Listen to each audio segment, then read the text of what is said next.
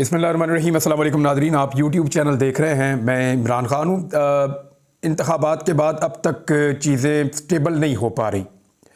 उसकी वजह यह है कि धांधली के शोर में तमाम अगली कार्रवाई दब गई है। इंतकाले इक़्तिदार मुश्किल दिखाई दे रहा है।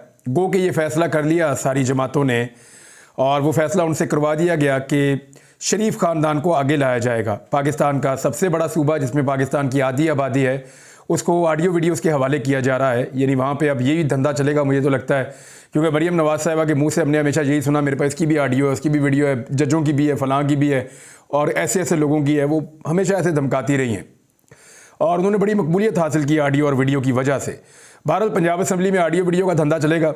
मरीम नवाज़ साहिबा जो है वो उनको वज़ीर आला पंजाब बनाया जा रहा है ज़बरदस्ती, क्योंकि पाकिस्तान तहरीक इंसाफ का ये कहना है कि वो 2/3 अक्सरियत से ज़्यादा ले चुके हैं, और सादा अक्सरियत तो बग़ैर मखसूस नशस्तों के उनके पास थी पंजाब असम्बली में, और उनके अरकान की सीटें छीन कर मरीम नवाज़ को दी गई है। बहुत सारों की मिसालें मैं आपको वक्तन फ़वक्तन देता भी रहता हूँ, अभी भी बहुत सारी मिसालें हैं। मैं रोज़ाना आपको अगर 10 के करीब बताऊँ धांधली, तो सूबाई असम्बली की नशस्तों में मैं आपको मेरे ख्याल 1 हफ्ता से ज़्यादा बता सकता हूँ कि कितनी सीटें PMLN ने छीनी पाकिस्तान तहरीक इंसाफ की। बहरहाल पाकिस्तान तहरीक इंसाफ ने सीटें भी इतनी ज़्यादा जीत ली हैं कि सीटें बार बार छीनने के बावजूद वो अब तक सबसे बड़ी जमात है पाकिस्तान में। फजलुर रहमान ने पिछले 5 इंतखाबात में इतनी सीटें नहीं जीती जितनी इमरान खान से इन इंतखाबात में छिन गई हैं। आप यहाँ से उसकी पॉलिटिकल स्ट्रेंथ का अंदाज़ा करें कि इतना छीना झपटी के बावजूद इमरान खान की जमात के पास अब भी सबसे ज़्यादा सीटें हैं कौमी असम्बली में।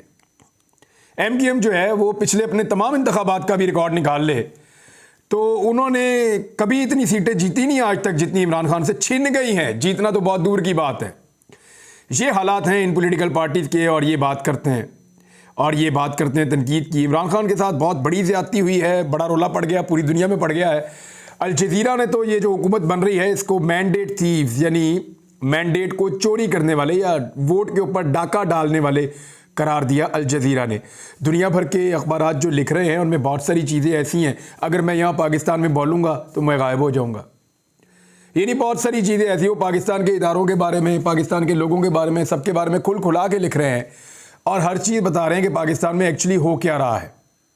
और इंडियंस मजाक उड़ा रहे हैं, यूरोपीय चैनल्स जो हैं वो इसके ऊपर बात कर रहे हैं, अखबारात इसके ऊपर बात कर रहे हैं, जो बैनुल-अक़वामी TV चैनल्स हैं वो इसके ऊपर बात कर रहे हैं। रोज़ाना कोई ना कोई जरीदा कोई एक डॉक्यूमेंट्री या कोई एक रिपोर्ट तफसीली छाप देता है, एक नया आर्टिकल आ जाता है, और ऐसा लगता है कि घंटों के हिसाब से चीज़ें आ रही हैं। पिछले 5-7 दिन के अंदर जिस तबाही की कवरेज हुई है, और जिस तरीके से इमरान खान का बयानिया पूरी दुनिया में गया है, और जिस तरीके से पाकिस्तान में होने वाली धांधली पूरी दुनिया में एक्सपोज हुई है, इसकी कोई और मिसाल नहीं मिलती। अब प्रेशर इतना बढ़ गया है कि अमेरिकन का स्टेटमेंट आया है। वो स्टेटमेंट आप देख लीजिए, ये मेरे सामने डॉन के ऊपर भी इनका स्टेटमेंट है और दीगर जगहों पे भी है स्टेटमेंट। तो वो कह ये रहे हैं अमेरिका ने पाकिस्तान के इंतखाबात पर लगने वाले इल्ज़ामात की तहकीकात का मुतालबा कर दिया, और अमेरिका ने कहा कि जो पाकिस्तान में मुल्क भर में 8 फरवरी को होने वाले आम इंतखाबात के दौरान धांधली हुई है उनके इल्ज़ामात की पाकिस्तान तहकीकात करे, और इनकी तहकीकात होनी चाहिए। जो तर्जुमान है वाइट हाउस के अमेरिका के, वो ये कह रहे हैं कि सिर्फ पाकिस्तान नहीं बल्कि दुनिया में कहीं भी ऐसे इल्ज़ामात की मुकम्मल छानबीन होनी चाहिए, और हम ये मुतालबा करते रहेंगे। मैथ्यू मिलर ने कहा कि अगर पाकिस्तान में एक मिक्स किस्म की हुकूमत बनाई जा रही है, मखलूत हुकूमत, या वो एक चूंगा बरब्बा जो बन रहा है, तो ये पाकिस्तान का अंदरूनी मामला है। हम तो जो भी नई हुकूमत आएगी उसके साथ मिलकर काम करेंगे। लेकिन उन्होंने ये कहा कि पाकिस्तान में इसकी तहकीकात की जाएँ जो धांधली हुई है। देखें, UN की तरफ से आवाज़ें आ रही हैं, यूरोपीय यूनियन की तरफ से आवाज़ें आ रही हैं, बरतानिया और अमेरिका की तरफ से आवाज़ें आ रही हैं, और दीगर ममालिक बहुत सारे मुल्कों में मैं नाम ले सकता हूँ। ऑस्ट्रेलिया से आवाज़ आ रही है, कनाडा से आवाज़ आ रही है। पूरी दुनिया इस वक्त पाकिस्तान को एक ऐसे मुल्क के तौर पे देख रही है जहाँ पे एक बदतमीज़ी का माहौल चल रहा है। यानी एक पॉलिटिकल पार्टी को पब्लिक ने वोट डाले, उनके वोट कहाँ गए समझ नहीं आई। 8 तारीख को इमरान खान की जमात अक्सरियत के साथ जीत रही थी, उसको 70 से 80% वोट पाकिस्तान में मिल गए थे। लेकिन जैसे ही 9 तारीख आती है तो दूसरी जमातें जीतना शुरू हो जाती हैं, और उनको सीटें उनकी निकलना शुरू हो जाती हैं। अब फॉर्म 47 जो है वो इस तरीके से फॉलो किया जा रहा है उसको कि जैसे उसकी बुनियाद पे इलेक्शन हुए। हालांकि इलेक्शन हुए फॉर्म 45 की बुनियाद पे। फॉर्म 45 के अंदर असल नतीजा लिखा हुआ है, उसकी बुनियाद पे बनता है फॉर्म 47। लेकिन अजीब चीज़ है, मेरी तो समझ से बाहर है कि ये किया क्या जा रहा है। लोग अब बड़ी अजीब अजीब मिसालें दे रहे हैं। मिसाल के तौर पे ये 10 का नोट आप देख रहे हैं, इसके आगे अगर 2 सिफर और लगा दूं तो ये 1000 का नोट तो नहीं बन जाएगा ना, रहेगा तो ये 10 का नोट ही। अब ये वाली धांधली कर रहे हैं सब लोग। ये 10 का नोट अगर फॉर्म 45 है तो ये 10 का नोट ही रहेगा ना, या इसके ऊपर 2 सिफर लगा के आप फॉर्म 47 बना देंगे, जनाब ये अब 1000 का नोट है। ये इस किस्म की धांधली है और ज्यादती की जा रही है पाकिस्तानी कौम के साथ, लोगों को मायूस किया जा रहा है। तो क्या एक ऐसा मुल्क जिसके लोगों को मायूस कर दिया जाए वो अपनी इकॉनमी को खड़ा कर सकता है? तो इसका जवाब है नहीं। जहां लोग मायूस होंगे, जहां बेचैनी होगी, जहां पे लोगों को एतमाद नहीं होगा गवर्नमेंट के ऊपर, जहां पे तोहफे मुसल्लत कर दिए जाएंगे, वहां पे मुल्क आगे नहीं बढ़ पाएगा। करके देख लें, पहले भी आप देख लें 2 साल से जो पाकिस्तान में हो रहा है, खुदा न खास्ता यही सिलसिला आगे बढ़ता हुआ दिखाई दे रहा है। अमरीकी तर्जुमान ने कहा कि अमरीका ने पाकिस्तान पर हालिया इंतखाबात की शफाफियत को यकीनी बनाने पर जोर दिया है। ये वाइट हाउस की तर्जुमान है कैरन जीन पियर। इन्होंने कहा कि अमरीकी सदर जो बाइडन पाकिस्तान में होने वाले इंतखाबात से आगाह हैं और जानते हैं कि पाकिस्तानी इंतखाबात में ख़वातीन और नौजवानों समेत लाखों पाकिस्तानी वोट डालने के लिए निकले हैं। ये नहीं उनको सिचुएशन का आइडिया है। और उन्होंने कहा कि अब अवामी जो ख्वाहिशात हैं उनका एहतराम किया जाए और इंतखाबी अमल में शफाफियत को यकीनी बनाए, जो बहुत अहम और ज़रूरी है। देखें, अमेरिका को मुदाखलत पाकिस्तान के अंदरूनी मामलात में करनी नहीं चाहिए, लेकिन जब आप डेमोक्रेसी के नाम के ऊपर एक मुल्क में इंतखाबात करवाते हैं और उसके अंदर इस किस्म की हरकतें होती हैं तो फिर दुनिया बोलती है और दुनिया बोलेगी भी। तो ये बड़ा अनफॉर्चुनेट है, बदकिस्मती है पाकिस्तान की कि पाकिस्तान आज भी इस सदी के अंदर, जब दुनिया बहुत आगे निकल गई है, तो हम इंतखाबात में धांधली की वजह से दुनिया में मकबूल हो रहे हैं। दूसरी जानिब बाहर से तो आवाज़ें उठ रही हैं, इंटरनेशनल मीडिया आवाज़ें उठा रहा है, सब आवाज़ें उठा रहे हैं। बलूचिस्तान के अंदर अकेले नौजवान ने मुसीबत डाली हुई है, 4 सीटों का चक्कर है और पूरे बलूचिस्तान को उन्होंने बंद किया हुआ है नौजवानों ने, और वो कह रहे हैं हमें हमारा हक दिया जाए। खैबर पख्तूनख्वा में जहाँ 1 सीट का मामला आता है वहाँ पूरा शहर निकल के अपना हक मांगता है। मिसाल के तौर पर पेशावर के अंदर जो मामला चल रहे हैं, जो छोटी छोटी जमातें हैं वो अपना हक मांगने के लिए 16 तारीख को मुल्क भर के अंदर एहतजाज करने जा रही हैं, चाहे वो GDA है या बलूचिस्तान की जमातें हैं।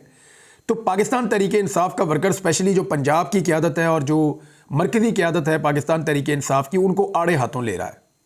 बैरिस्टर गोहर को, हमाद अदर को, बाकी लोगों को वर्कर ये सवालात पूछ रहा है कि खैबर पख्तूनख्वा में सारी सीटें निकाल ली गई और वहाँ लोगों ने एक एक मामले के ऊपर एहतजाज करके अपना हक लिया और छीना, तो पंजाब में क्यों नहीं लिया जा सका?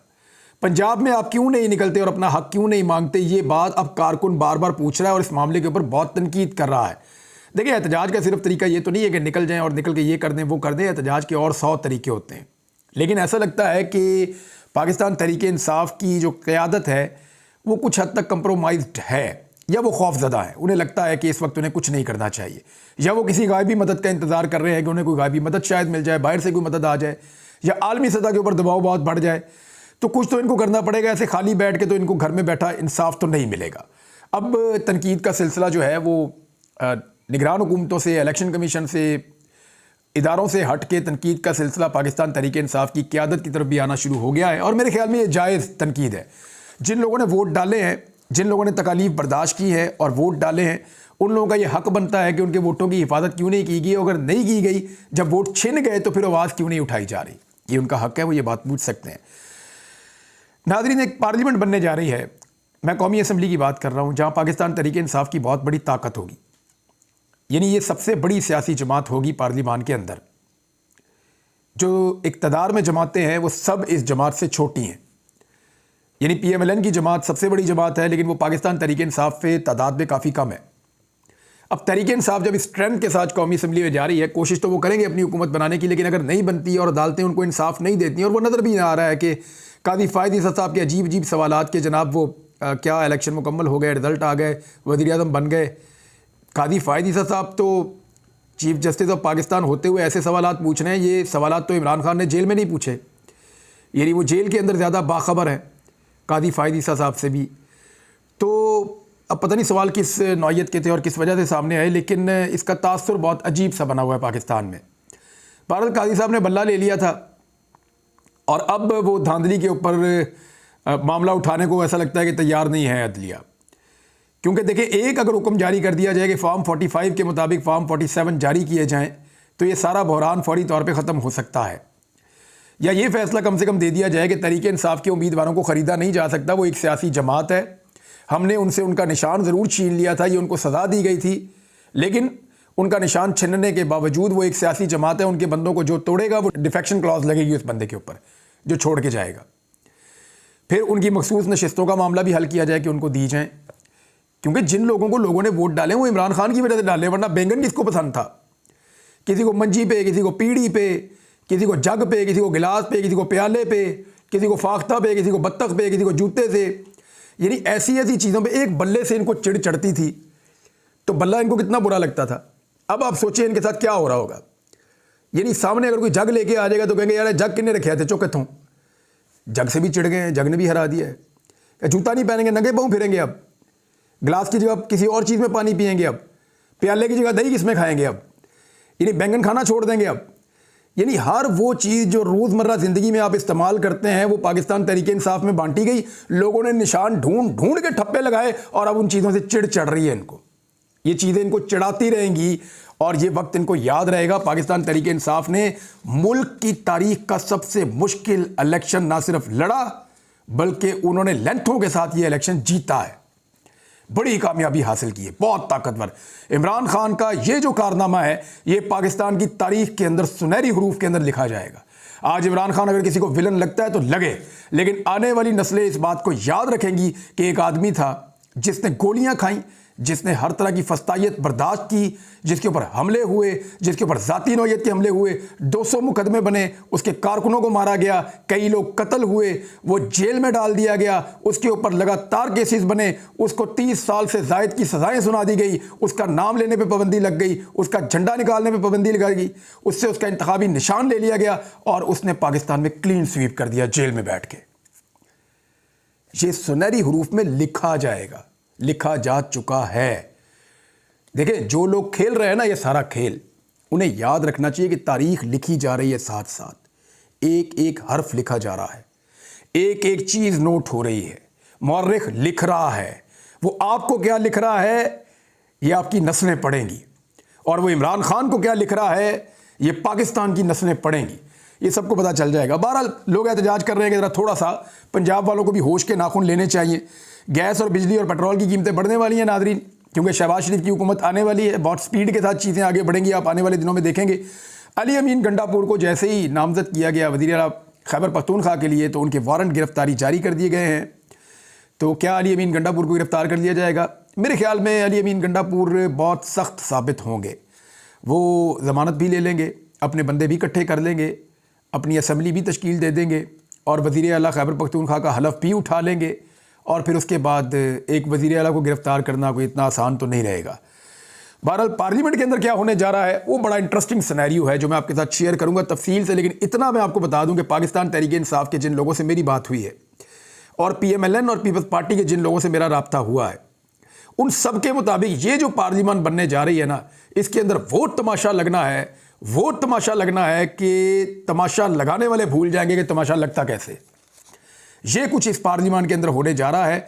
14 तबक रोशन हो जाएंगे सबके, वो कैसे होंगे वो चीज़ें मैं आपके साथ शेयर करूंगा। सिकंदर सुल्तान राजा ने एक बहुत अजीब बात की है, जो चीफ इलेक्शन कमिश्नर हैं, मैं आपके साथ शेयर कर देता हूं। उन्होंने कहा धांधली के इल्ज़ामात लगाने वाले सबूत पेश करें। वो सबूत कहाँ से पेश करें जनाब आपके? क्या कोई लोग अंदर जाके वीडियो तो बना रहे थे कि आप धांधली कर रहे हैं? बेशुमार वीडियो तो वैसे ही पड़ी हुई है सोशल मीडिया पे। ये सारे अपने अपने फॉर्म 45 लेकर आपके पीछे फिर रहे हैं। आपका अपना लिखा हुआ फॉर्म 45 मौजूद है चीफ इलेक्शन कमिश्नर साहब, आपका अपना लिखा हुआ फॉर्म 45 मौजूद है, वही तो सबूत है। और कौन से सबूत लेकर आए आपके सामने? और क्या बंदे की चीजें पकड़ के ले आए कि जनाब ये धांधली कर रहा है या ये कर रहा है या वो कर रहा है? ऐसे नहीं होता। यही सबूत है जो इलेक्शन कमीशन ऑफ पाकिस्तान ने खुद पेपर जारी किया, जिसको फॉर्म 45 कहते हैं, वो आपके पास मौजूद है, वो तमाम उम्मीदवारों के पास भी मौजूद हैं। उन फॉर्म 45 के मुताबिक प्लस माइनस कर लें आप कि इसको इतने वोट पड़े, इसको इतने वोट पड़े, इसको इतने वोट पड़े, तो सबसे ज़्यादा वोट इसको पड़े, ये जीत गया, इसको उससे कम पड़े, ये हार गया, और बाकी सारे नीचे आ गए। लेकिन आप उसके मुताबिक फैसला करने को तैयार ही नहीं है। सबसे बड़ा सबूत इलेक्शन में धांधली का फॉर्म 45 है। फिर और बहुत सारी चीज़ें हैं। तो धांधली के सबूत अगर आप आंखें बंद करके बैठे हुए हैं और आपको लगता है कि सबूत आएंगे और आपकी आंखें खुल जाएंगी, तो आपकी आंखें खोलने वाले सबूत पाकिस्तान में किसी के पास मौजूद नहीं है। ये थोड़ा सा अगर आप इंसाफ करने के मूड में आ जाएं, या थोड़ा सा आप अपना वो वाला चश्मा उतार दें जो आपको पहना दिया गया है, तो आपको नज़र आएगा कि पाकिस्तान में कितनी बड़ी धांधली हुई है। और आपका जो नाम है वो तारीख में किन हुरूफ में लिखा जाएगा वो मुझे कोई बताने की ज़रूरत नहीं है। इसी वीलॉग के नीचे कमेंट्स पढ़ लीजिएगा। मैं तमाम नाज़रीन से कहता हूँ कि ज़रा बताएं कि आप सिकंदर सुल्तान राजा साहब के किरदार को तारीख़ी हवाले से किस नाम से याद रखेंगे। अब तक के लिए इतना ही नाज़रीन, अपना ख्याल रखिएगा, अपने चैनल का भी। अल्लाह हाफ़िज़।